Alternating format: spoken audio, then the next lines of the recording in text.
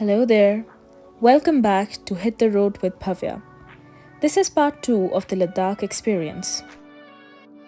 In the previous vlog, we covered much of Leh, its rich culture, and then braved our way to Khardungla Pass all the way to Turtuk. Part 2 begins from day 5 when we reach this quaint Baltistani village of Turtuk. In this vlog, we will dive into Baltistani culture, learn about the Yabgo Dynasty, have a close look at Bactrian Camels of Hunder, experience serenity at the Pangong Lake, receive the abundant blessings of Lord Buddha at Diskit, and have one final panoramic view of Leh from the Leh Palace. Let's move right into the vlog.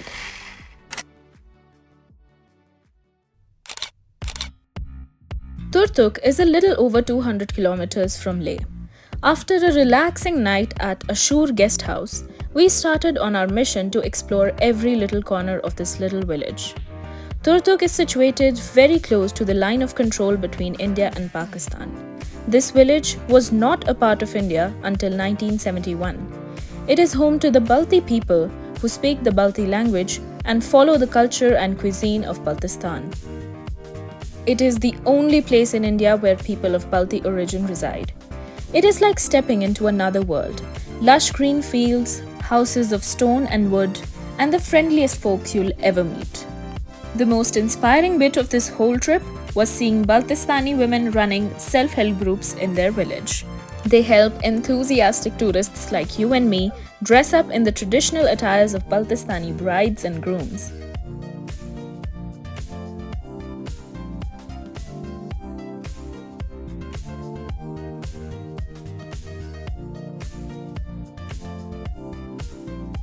They also serve the special Ladakhi drink, the sea buckthorn juice, which comes from the sea buckthorn berry and is citrus and pulpy.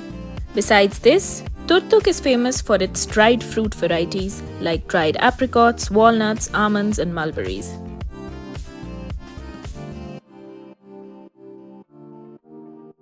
There's so much history to unpack in Turtuk. A visit to the Balti Heritage House and Museum will help you navigate through years and years of history preserved with great care.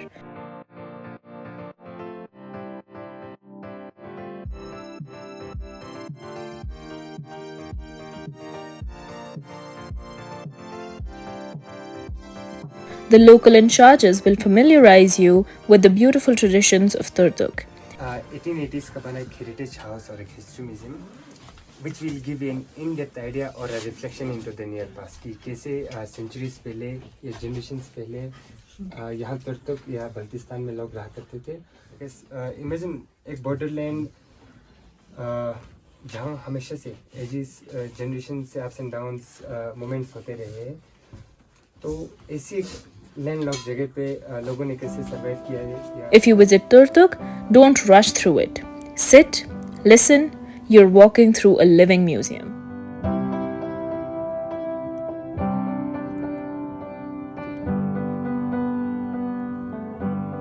I wish that I could cough out my emotions in a healthy manner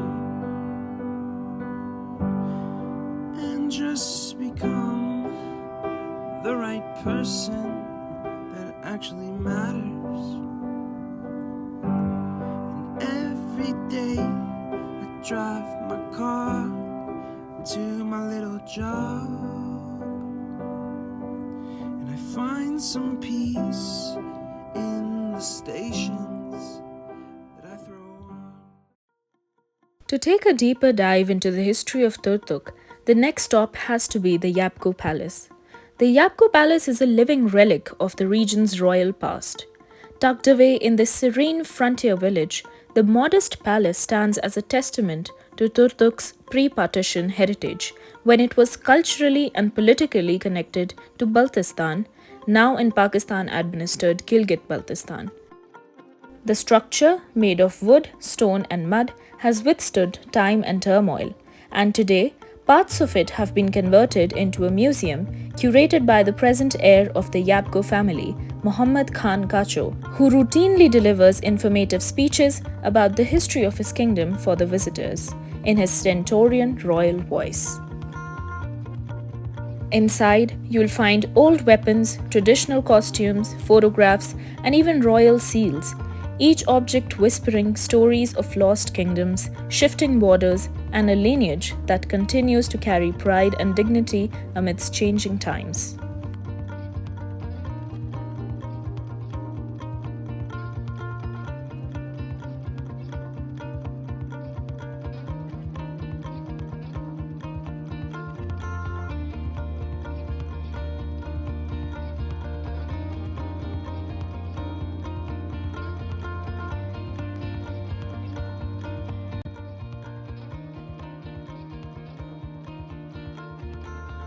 As twilight wrapped Turtuk in its quiet grace, we ended the day at Farmer's House Cafe, just a short walk from our lodging, and enjoyed the warmth of yellow lights, the aroma of coffee, and sweet conversations.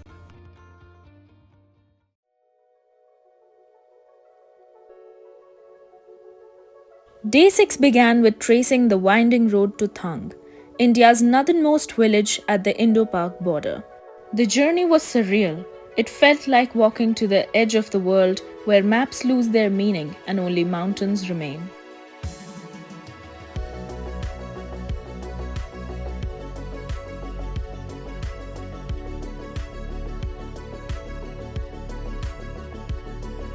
Through our binoculars, we spotted Indian and Pakistani bunkers nestled into opposing slopes.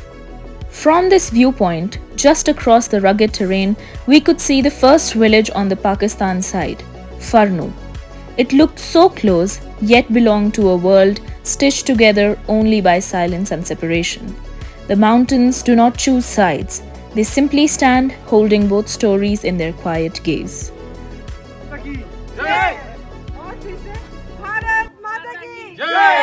From that stillness, we descended into the warm embrace of Hunder, where desert kisses glacier in a way few places on earth dare. The dunes shifted softly beneath our feet, but the true limelight belonged to the double-humped Bactrian camels, strutting with a kind of ancient royal pride.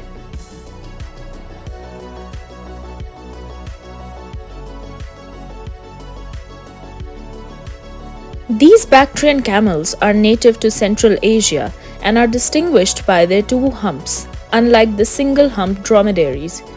These humps store fat, not water, which helps them survive in the extreme cold and arid conditions of high-altitude deserts like Nubra Valley.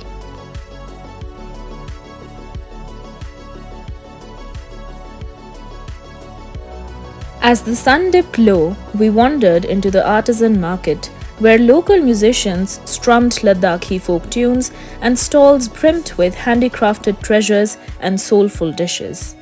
Day 6 was a study in contrast, a day that began with borders and ended with barefoot laughter on the sand, followed by great music and great food.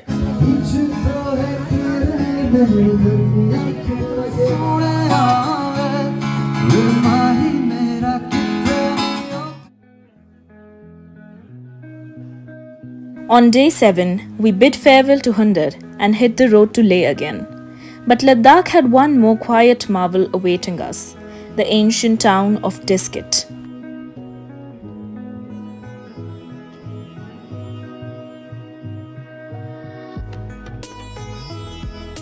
Here, standing tall and serene, was the 108 feet statue of Maitreya Buddha, gazing over the Shyok Valley as if blessing every soul that passes beneath. Calm yet commanding, it felt like a silent guardian of the land, a figure you don't just see but somehow feel.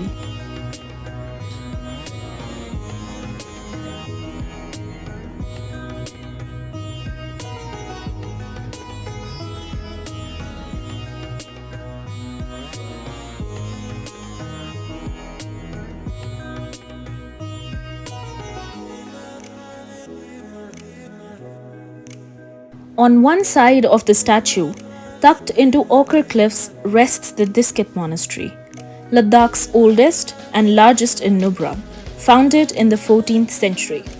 It belongs to the Gelugpa, Yellow Hat sect of Tibetan Buddhism. As we climbed the ancient stone steps, A sense of stillness took over.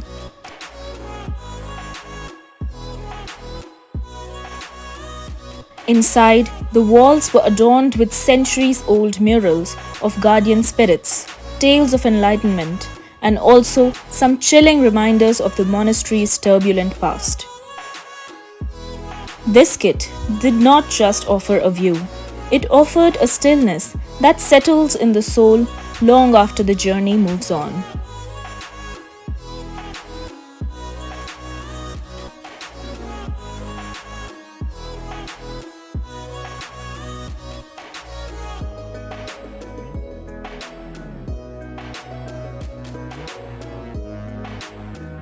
As we made our way back to Leh, we paused at Khardungla, a stop we had hurried past on our way to Turtuk.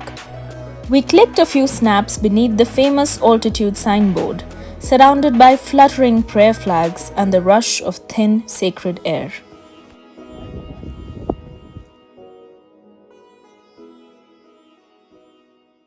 Just like we save our best move for the last, so did this trip. On the 8th day, we left Leh in the pink hours of the morning, headed to a destination that had echoed in our dreams for days, Pangong Lake. The journey was long but never dull. We passed through Changla, another high-altitude marvel, where even breathing felt like prayer.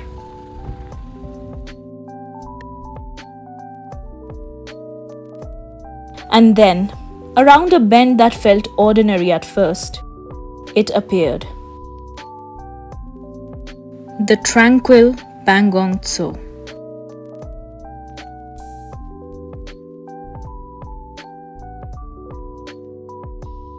Its colors danced, now turquoise, now deep navy, now pale jade, changing with the sky. The water did not just reflect mountains, it mirrored everything we were carrying within. We sat by the shore, some of us quiet, some of us playful. Even the cold did not bother us. It wrapped around like a reminder. You're alive, you're small, and you're so lucky to be here. And of course, we couldn't leave without finding that one iconic spot where Karina rode on that yellow scooter in 3 Idiots, wind in her hair, love in her eyes.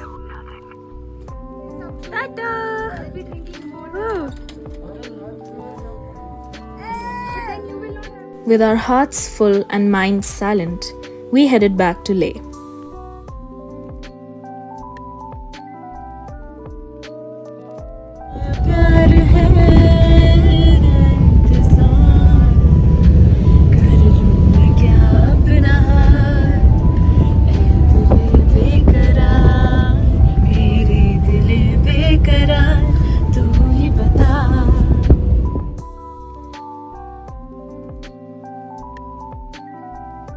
The final day at Leh. There was a soft resistance to letting go. This was a farewell we were not ready for. Our day began with a visit to Hemis Monastery. The air was thick and wise, full of chants and admirers. We moved slowly, as if the hours might stretch if we treaded lightly. Founded in the 17th century, Hemis is the largest and wealthiest monastery in Ladakh, belonging to the Drukpa lineage of Tibetan Buddhism. It is also famous for hosting the Hemis festival once every year, during which the monastery unveils a massive Thang of Guru Padmasambhava, the revered master who is said to have subdued evil spirits across the Himalayas. But our visit was one with soft sunlight, butter lamps, and monks in silent motion. The monastery's reds, whites, and yellows were truly beautiful and charming. It was less of a visit, more of a surrender. From Hemis, we turned to Leh for one last panoramic embrace. A slow climb to the Leh Palace, perched like a quiet guardian above the city. Its faded walls held echoes of royalty, of exiles, of time passing without apology. As we stepped onto the upper terraces, Leh unfolded beneath us. Whitewashed houses scattered across dusty hills, the glint of stupas, the bustle of old bazaars, and beyond it all, the immovable presence of the Himalayas. It felt less like a view and more like a memory etching itself into the soul.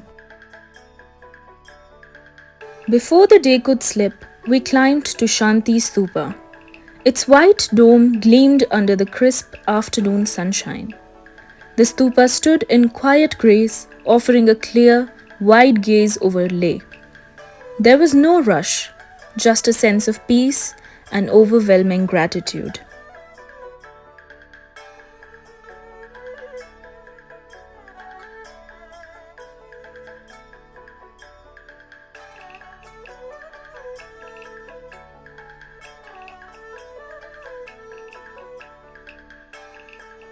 We took one last look, one long breath, and made a silent promise to return.